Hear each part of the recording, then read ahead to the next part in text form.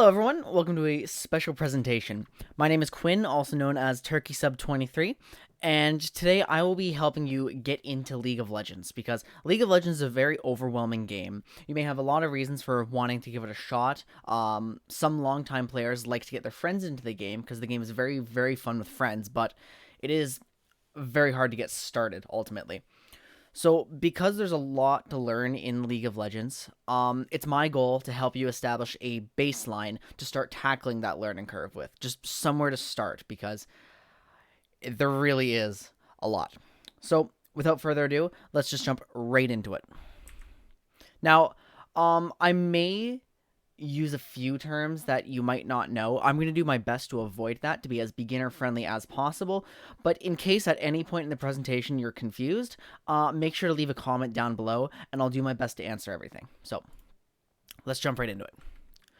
First of all, what are your first steps? What do you need to know in your first week of the game? In my opinion, it's very important to start by finding your champion, how you want to play the game. And that might be very difficult because League of Legends is a game with over 140 unique champions who all play differently and countless ways to play the game. Like, there's a lot of these guys. This image is just a fraction of how many champions there are in this game. So figuring out how you personally want to play the game is going to be very important for your enjoyment of League of Legends. Do you want to be casual or competitive? Do you want to play lots of champions or just one main? What kinds of champions do you like to play? Like, all those sorts of questions are going to be important eventually, but the important thing to remember is that all styles of playing the game are valid. It just comes down to what you want. Now, League of Legends does have a little bit of a reputation, I'd say, so I understand if you have some concerns going into it. So we're gonna tackle some of those concerns. What if you don't have any friends to play the game with? Is it still fun? I say yes. It's a very enjoyable game to play solo if you like to learn or have a competitive drive. But I will say, just like everything subjective, League of Legends is not for everyone. So if you don't have friends to play the game with and you don't really have that competitive drive or anything like that, the game might not be for you. But of course, the only way to know that for sure is to give it a shot. Now, you may also ask, is the community toxic? Like, will I have to worry about that? And I say, unfortunately, to an extent, yes. But importantly, League is no more toxic than any other competitive online game. The North American server is actually a little less toxic. The European server is more toxic. And when you think about other games like this, Overwatch, Counter-Strike, like the level of toxicity and angry people you'll encounter, I'd say, is about the same. And Dota is actually way worse in that regard. Fortunately, League of Legends offers tools so that you can mute everyone before you even get into the game, so you don't even have to take the chance of encountering that sort of person. And also, can you be a casual player? And I say yes. Unranked games are very casual friendly, and ARAM, a mode called All Random All Mid, exists as a less competitive alternative to the main Summoner's Rift game. So going back to finding your style for a bit. Finding your champion to start out with is the very first thing you should focus on, in my opinion. But it's also very important to remember that the first champion you gravitate to does not lock you into one style for life. It's just your starting point. You have to find something you enjoy to begin with, right? Experimenting with new champions is the only way to find out what you actually like, because there's been plenty of champions in this game where I tried them for the first time, didn't think I'd like them nearly as much as I ended up liking them, and some of those champions I still play all the time to this day. So I say, if you have a starting point, some baseline with other games, you should guide your starting point in League with that experience. So if you play a lot of healers in other games, you may want to start looking at healers in this game. Things like that. If you like zoners in fighting games, you might try some ranged champions. And I say you should also take advantage of the free champion rotation. In League of Legends, you do have to buy every champion in the game with in-game currency. You don't have to spend a cent on it, but it can take a while to unlock all of those champions. Fortunately, 15 champions per week are actually free for you to try out, so that's a really good way for new players to just figure out what they like to play. So you can see in this image, the champions given to new accounts every day. You can kind of unlock more for free. And they all have different play styles, so they encourage you to try new things. Now, of course, every League of Legends champion plays differently, but there are general classes of champions listed in the client that can help to direct you to a good starting point. As I start going through this list, I want you to remember that your class of champion does not equal your role in League of Legends. And I'll get a little more in detail about what that means in a moment. But for now, let's talk about the 6 core classes. So first you have Assassins, which are very squishy champions. They can't take a lot of damage, but they do a lot of damage very fast and can get in and out quickly after a kill. You have Fighters, which are typically melee champions, varying degrees of tankiness, varying degrees of damage. They're a good set of carry champions. You also have Mages, which are the spellcasters, almost always ranged. They have, some of them have quite a lot of damage, some of them have quite a lot of crowd control, and what I mean by that is stuns, silences, your general status effects that you see in a lot of games. Then you have Marksmen, which are ranged, auto-attack focused carries. They rely a little less on their spells typically, and they usually perform better later in the game, but not always. Then you have Supports, which are low damage champions who just enable the rest of their team through buffs, heals, shields, that sort of thing. And finally, Tanks, who are champions that can take a lot of damage and dish out a lot of CC, crowd control. Not every champion in the game fits neatly into these 6 classes, but again, they're a general starting point. And also, every individual champion is strong at different points in the game and can do different things. So trying each one is really the only way to discover who you like to play. I generally don't play very many fighters, but I have found a few in that class that I really like just because they don't play exactly like the others. Just as an example, using myself. So this process could take a while. You might have to go through 10, 20, 30 champions even before you finally find one that like you really like. Although I doubt you have to try 30, to be honest. But once you finally found the champion you want to start with, the one you really, really like to play, you have a few considerations. First of all, fun is the only important factor at this stage when you're just kind of choosing your champion. Do you suck at your champion? Well, chances are yes, honestly. But don't worry about that because everyone does. So there's a general rule that some people will give you, that new players should not try to play hard champions, because it might slow down the learning process. But honestly, like, there's a lot to learn in League of Legends. And if you really, really want to play a difficult champion, like Yasuo on screen here, who's considered one of the harder champions to play in the game, if you know for sure you want to play that sort of thing, there's no real bad time to start learning that. So, for an example, every aspiring Yasuo main starts in Iron, the lowest rank. Like, that's just part of the process. So, I want to hammer in, you should learn what you want. When you're choosing your champion, it should be just what you find fun to play. And you shouldn't let anyone else tell you not to learn that. Because, as we said at the very beginning, finding your style, finding your champions, that's going to define the amount of fun you have in this game. So I got a little ahead of myself on the last slide because now we're moving into what you should do once you found your initial champion, once you've kind of figured out how you like to play.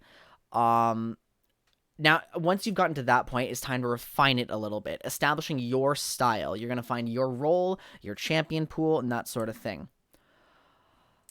So once you've found and learned your first champion, you have a few decisions to make.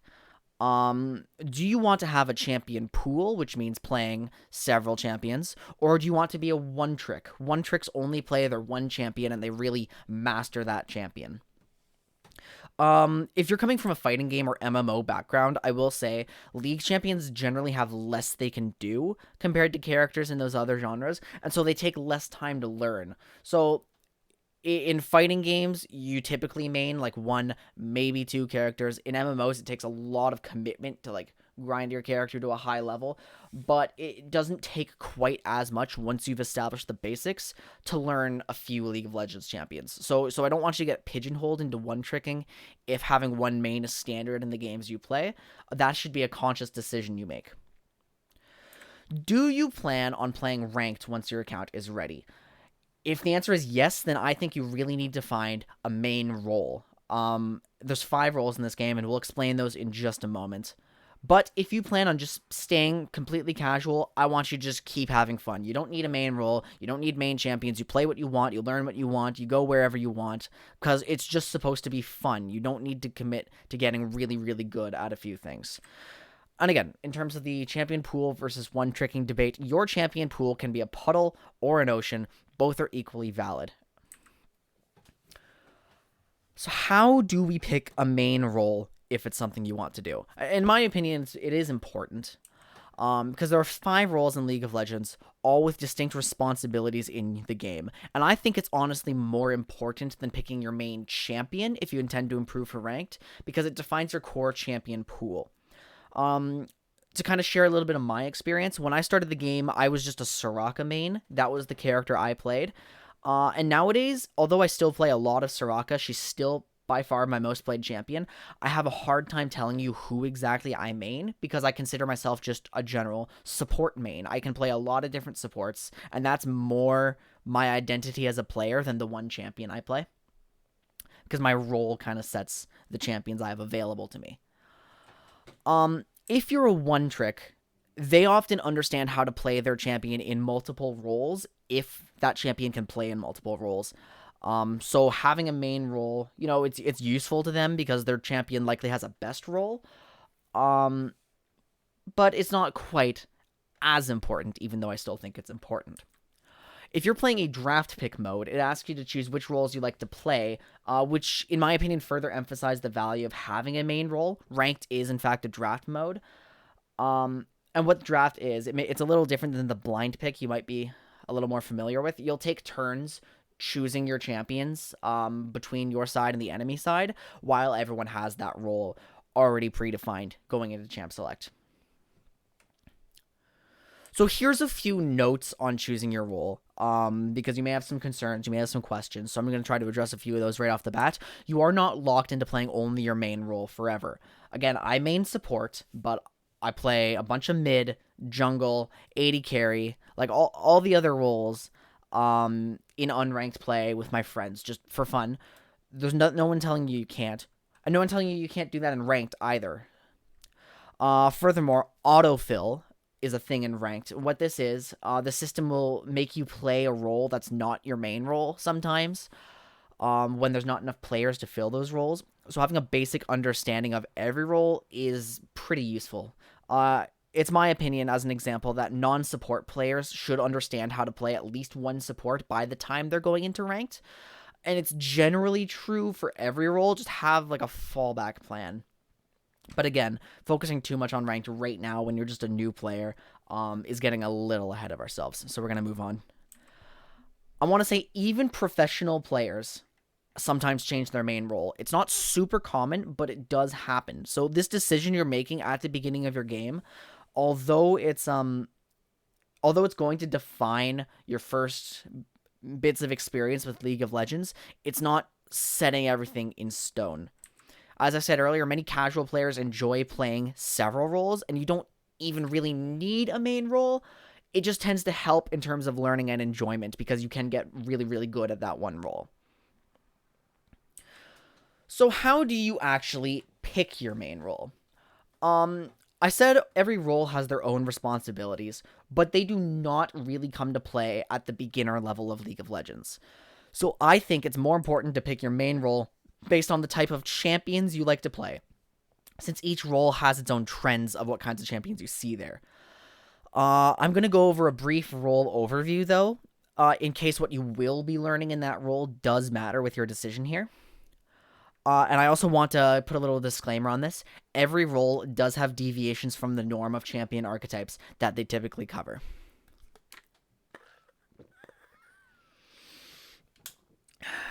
Are you ready? This part might be a bit of an information dump, but learning what the 5 roles are is one of the biggest hurdles at the beginning of League of Legends. So we're going to start. You can see on this map before I get into that. There's 3 lanes. This right here is the top lane. This is the mid lane. This is the bot lane, which you'll see in a moment is going to have 2 people in it. And then the space in between the lanes called the jungle. So let's start with top lane.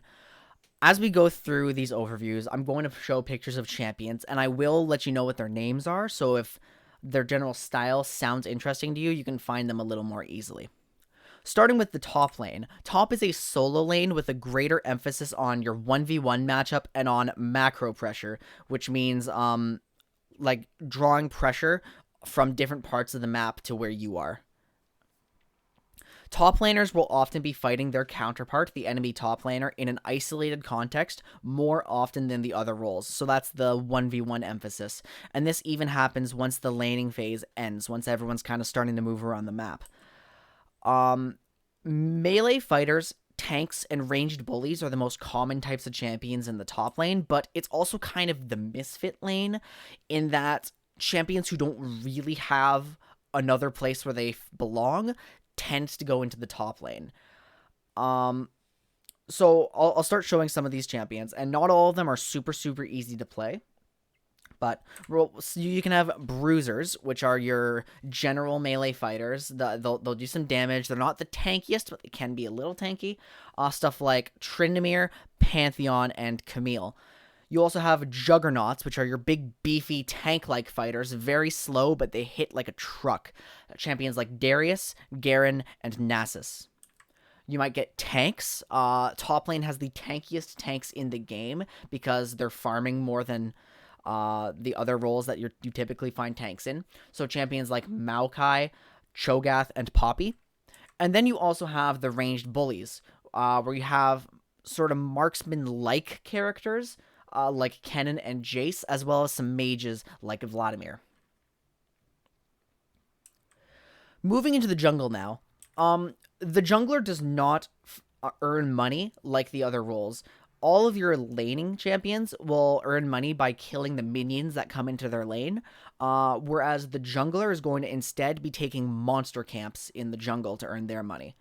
Junglers typically see the enemy jungler less often than the laners see their enemies, because they can really be anywhere on the map, and that's why the jungle role is so important.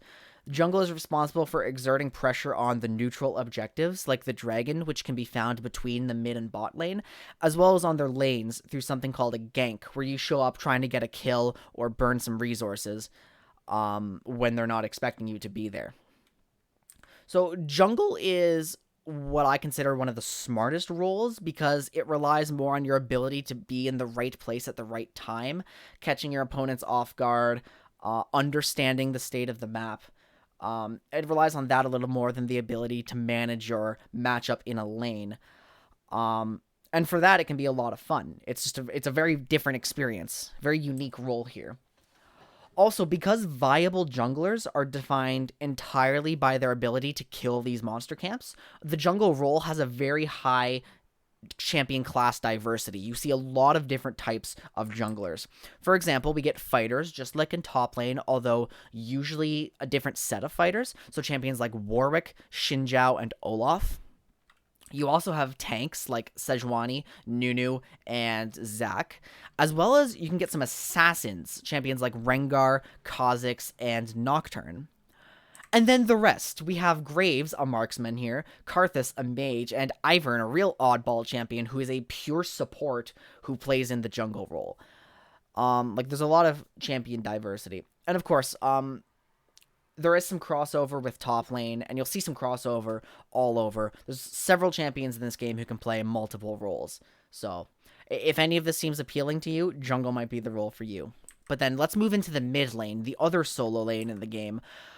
Unlike top lane, mid is not as focused on the 1v1, although it's still important, because mid is more focused on affecting the rest of the map and getting control of that middle part, which ends up being very important. Mid laners typically have higher burst damage, higher wave clear, which is the ability to kill the minions very fast, or rely more on the safety of their shorter lane than top laners. So, Mid tends to be one of the primary carry roles. 9 out of 10 times you'll see like some form of carry in the mid lane, but it does offer some supportive picks as well. And that's not to say there's no carries in top and jungle. In fact, completely the opposite. There's often carries in top and jungle, but they also have like tankier champions. They also have more supportive picks.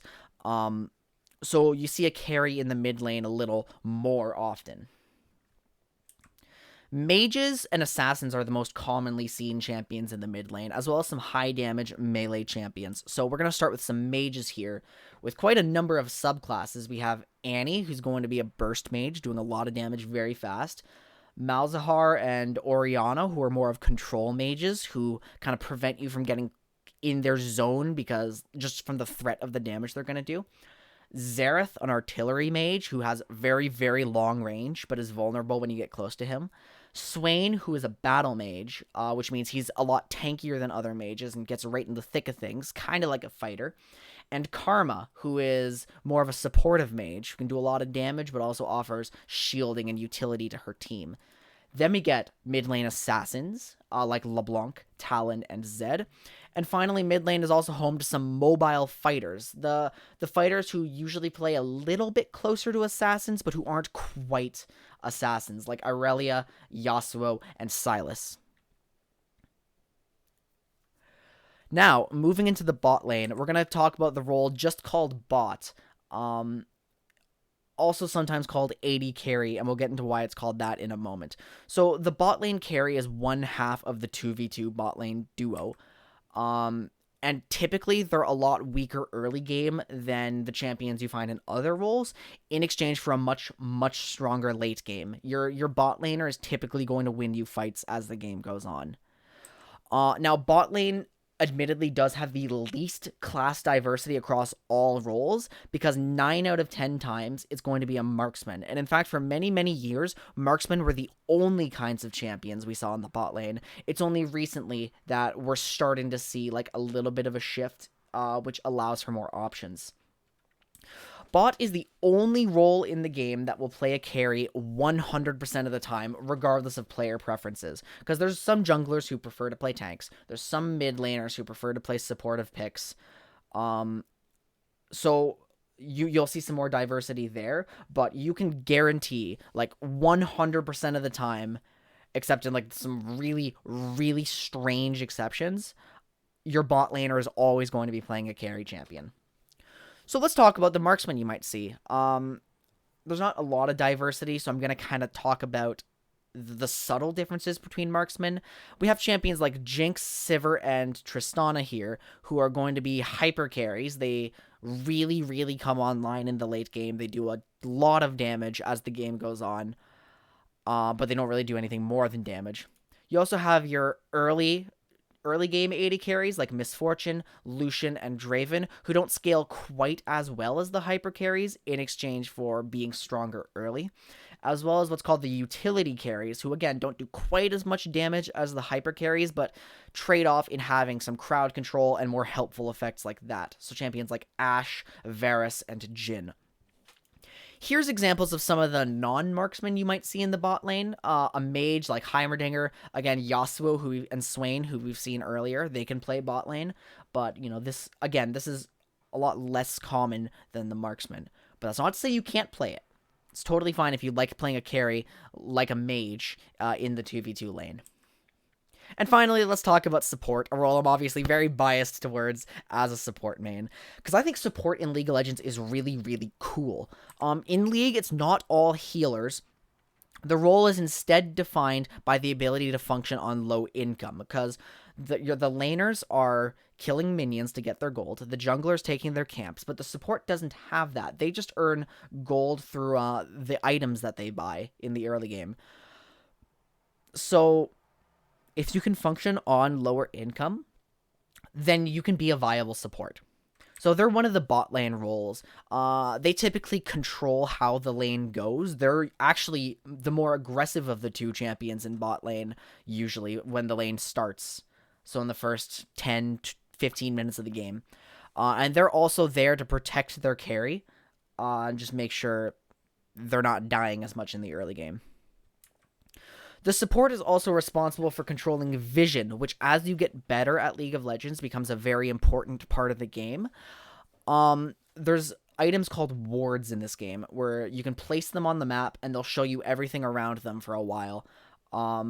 So every role has to control some vision, but support does a lot more of it just because that's their responsibility typically. And the vision game is a lot of fun for me, which is why I went into the support role. Now, typical supports include healers, tanks, and interestingly enough, mages, because remember, it's only defined by low income, so the concept of a support carry is a real thing in this game. So I don't want you to come into the support role with too many preconceived notions from other games. It is a bit different than in other games. But of course, you still have your typical champions, like enchanters. Here's your healers. Here's your shielders. What you think of when you think support in most contexts. Champions like Soraka, Sona, and Janna. You also have wardens, your more defensive tanks who exists to protect your team. Champions like Braum, Tarek, and Tom Kench. Then we get into some interesting champions like the playmakers. They're typically tanks, but not always. Who really just get things started for your team. They start the engage. Champions like Alistar, Thresh, and Leona. And then you have the support carries. So you get champions, mages like Zyra and Brand, as well as Pyke, another one of my favorite champions in the game, who is kind of like an assassin playstyle from the support role. And support, just like any other role, also has some difficult to play champions, some more mechanical champions. So you shouldn't pick your role based on like the difficulty of champion you see in there, because every role has easy to play champions and every role has difficult to play champions. But that's a general overview of the 5 roles, and if anything in there sounded appealing to you, you may want to consider checking out that role first. But now we're going to start talking about how to improve. Like, how do you actually start getting better at League of Legends? Because it's a long process. It took me a very long time to start feeling like I'm good at the game. But that's normal, of course. Don't forget that. First, we're going to talk about how to queue for a game, how to actually get into a game of League of Legends. And although I assume many of you would want to get into the game to start playing with your friends, unfortunately, when you're brand new, playing with your high-ranked friends is actually a bad idea. The reason for this is that because League of Legends is a free game, higher-ranked players can create accounts called Smurfs. And what that is, it's just a higher-ranked player playing on a lower-ranked account. And the system is very, very good at picking up on these, and will put them into this kind of invisible concept called a Smurf queue, where generally new players will play against new players and the Smurfs will play against Smurfs until everyone kind of gets merged back in once the levels get high enough. When you're playing with high-ranked players, the system can detect your account as a brand new player as a Smurf, and that is not something you want unless you're very comfortable with learning through losing over and over and over and over again.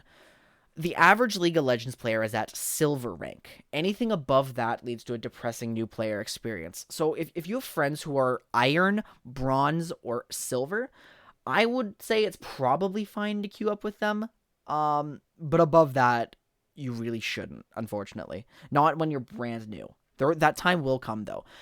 I think learning solo or with another brand new friend is one of the most enjoyable ways to go about it. Because if you have another friend who's totally new, getting into the game at the same time as you, that can be a blast. I'm sure your gold friend is a nice guy who wants to help, though. But like, he will genuinely ruin your experience. I can't stress that enough. Unless you're fine with losing over and over and over again, and you want to learn that way. But you might want to wait until you understand just a little bit more to start playing with all your friends who are already into the game. Let's talk about ranked. It's very common for players who want to play ranked to not go into the ranked queue as soon as they're able. It makes a lot of sense in my opinion, because you may want to consider learning more before you play it. At the same time, I will let you guys know this. Ranked just confirms an even skill level. So you're going to get matched up with players who are guaranteed around your skill. And so sometimes it can be a better environment to learn in than unranked play. So really the decision is up to you. There's pros and cons to each, but in my opinion, regardless of the option you take, you should always play ranked with at least a basic understanding of the champion you're going to play, just as like common courtesy to everyone else in your game. Because having a first time player of a champion can be really frustrating for everyone. So I would say like play a few unranked games of a champion as you're just trying to pick them up, just to understand the basics of them, and then you can take them into ranked to improve a little more, regardless of whether you're going to play ranked or not. So here's the ranked ladder, right? It's not going anywhere. You can go to it at any time. You can wait as long as you want before you play ranked, even if you intend to play ranked. But it can be a helpful tool for your learning. Just keep that in mind. But what resources are available to you? There's no shortcut to improving. You have to try things in the game. That being said, you can still study. You can try out and read about other champions to help you learn what they will do, because learning what every champion does is also one of the biggest hurdles when you're just starting to get into the game, when you're trying to figure things out. So that can help a lot. Websites like u.gg can help you get started with how to build your items, because they'll give you a template for every champion. Sources like Mobifire, a website which offers guides, I would say are generally untrustworthy until you understand enough to identify unreliable guides. Now, if you go on a site like this and there's a guide written by a Diamond or Masters or Challenger player with a lot of extra text added, so it's clear someone took time to write this guide, then you can probably trust it, but you should still exercise caution when using a site like that. Having people to answer questions you may have is obviously very valuable when you're trying to improve. So if you have your friends who are trying to get you into your game, they can help you a lot. You can also ask me or my community for tips on how to improve as you identify your next steps on Discord or on Twitch. You can also leave a comment down below on this video, but here's a link to my Discord server, the Sub Club, where we're trying to be as active as possible, a wholesome, welcoming community with a League of Legends subsection for all your questions. I also stream at twitch.tv/turkeysub23. Not always League of Legends, I do stream variety. But I am a Diamond player. I am the top 1% of the player base on North America, so I can surely answer any questions you might have when starting out. Guys, I genuinely hope this was helpful to you, because I understand League of Legends can be really overwhelming, and I still remember my new player experience where I didn't have any friends. I didn't, who played the game. I didn't know anybody who played League of Legends, so it was really just a confusing experience, but don't forget, just take one step at a time, ask the questions. I hope I could be helpful, and just good luck on Summoner's Rift. Enjoy the game. League of Legends has genuinely helped me, learn to control my emotions better. It's made a very positive impact on my life, so I hope it can do the same for you, even if it's just having a bit of fun with your friends. Goodbye and good luck, everybody.